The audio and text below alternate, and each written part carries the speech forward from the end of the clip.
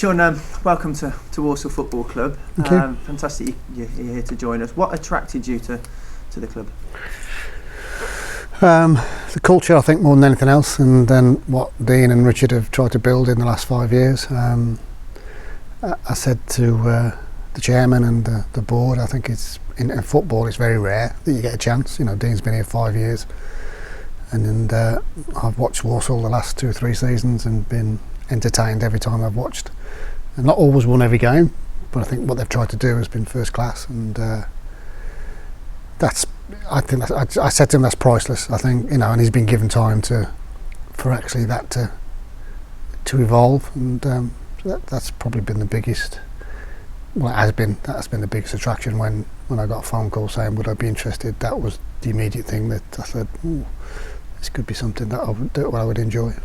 So you join a club that are third in League One at the moment. Do you want to stamp your mark on this team, or is it just a case of getting continuity from the previous season? Well, I know quite a few of the players anyway from various clubs. I'm not here to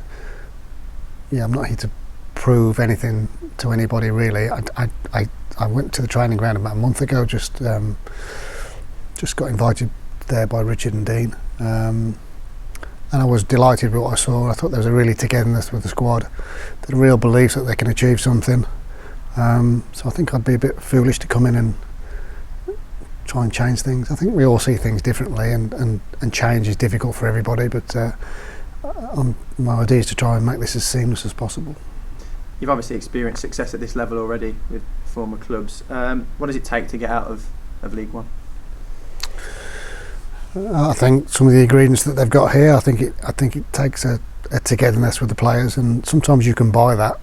You know, you can just import people in and mould a team with money, as people have done. I think, you know, so if you've not got that type of backing, then I think you've got to do it a different way. And I think, you know, we've got to be cuter than every other team, and we've got to find, you know, where we can add advantage, not just go, well, we'll just get another player in. I think that's something that Walsall have done really well, and it's difficult. You need a little bit of luck. But I think all the ingredients are here for the club to be successful. You're known for playing attractive football as well. Is Walsall and Sean O'Driscoll just a good fit? You would hope so. I think, you know, if it wasn't, then you'd be coming here trying to change people's mentality, and that's difficult in football because everybody's entrenched in what they do, right or wrong. But you almost want to encourage players to play. You know, you don't want to really put shackles on people. There's a responsibility that they need to have. And I think they've got that, you know, but there's not a way of playing. I just think if you've got responsibility for the team and the players within the team, I think you've got to make sure that they enjoy what they're doing, and people enjoy watching attractive football. Players enjoy playing attractive football. But at the end of the day, you know, if somebody said to me, Sean, you can win the next 26 games 1-0 and you'll play absolutely awful, I might be tempted to take them. We've already spoke about what it takes to get out of the division, but what are your long-term aims, if you have any, for the club?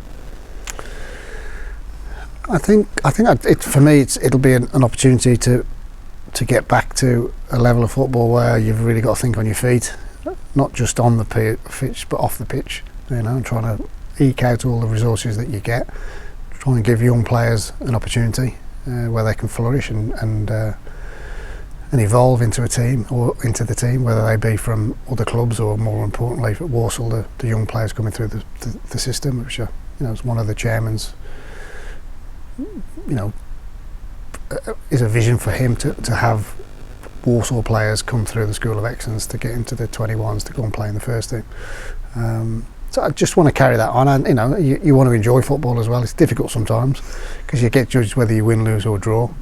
But in some senses, I wasn't actively looking for a job back in football as a manager.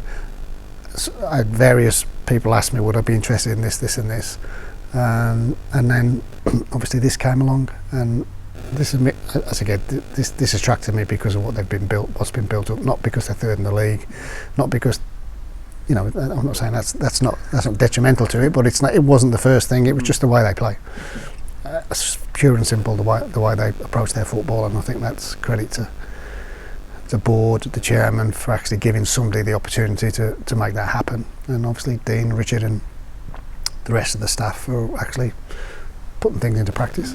Been out of football just for a couple of months since that stint with Liverpool. How much did you learn with Brendan Rodgers in the Premier League? Yeah, I mean, I worked in every division apart from the Premier Division, so something that came out of the blue, something that you really couldn't say turn down. I was really enjoying my job at the FA. Again, there's another organisation going through this process of trying to evolve and trying to put something in place that will stand them in good stead for the years to come. So yeah, when you reflect back, sometimes at the time, you get a bit disappointed that 1 minute you're in and then you're out, but yeah, I really enjoyed just working with players as committed as James Milner, Simon Mignolet, Jordan Henderson. I mean, they've got some really. People all have their opinions on their ability, which is football, but the professionalism that the Liverpool players have is something that you'd like to. Well, he's here anyway, but it's just to see it at the top level when money becomes almost not the most important thing, because they seem to have that much of it, but it's still the key thing that gets any team success. You've already mentioned that you know a few of the players in the squad already. 9 academy graduates as well in there. What's your assessment of the squad, having watched us already this season?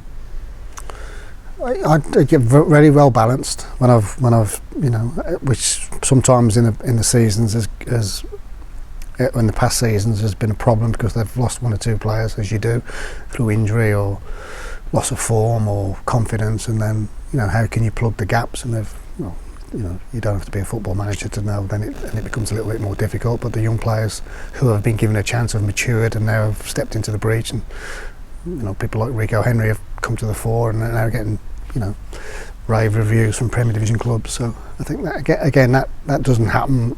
That's something that's you have to work at, and you have to be brave sometimes to go through the cycle of football when things don't quite go your way, and it would be easy just to throw it all out and do something different. And the fact that they've stuck with it, and people say they're going to stick with it, and when the push comes to shove, no, they don't. Whereas I think this club has, so that's an attraction, and hopefully that will continue.